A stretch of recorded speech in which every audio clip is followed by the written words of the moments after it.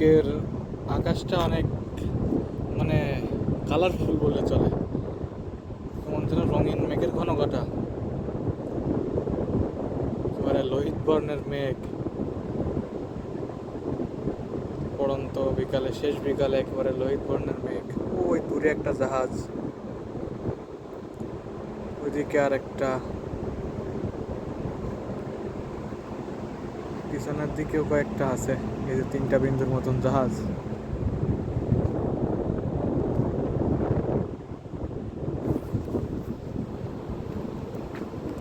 আমরা চায়নার দিকে এগোচ্ছি আস্তে আস্তে।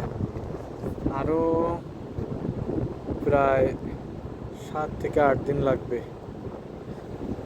সমুদ্র অত্যন্ত শান্ত, অত্যন্ত, দেখে মনে হচ্ছে যেন লেকের ভিতর দিয়ে যাচ্ছি, কোনো সাগরের ভিতরে না। কোনো ঢেউ নেই, হালকা বাতাস। এই ঢেউটা মূলত বাতাসের কারণেই হয়। বাতাস যত বেশি হয়, ঢেউ তত বড় বড় আকার ধারণ করে। সবচেয়ে আকাশটাই অনেক সুন্দর লাগতেছে।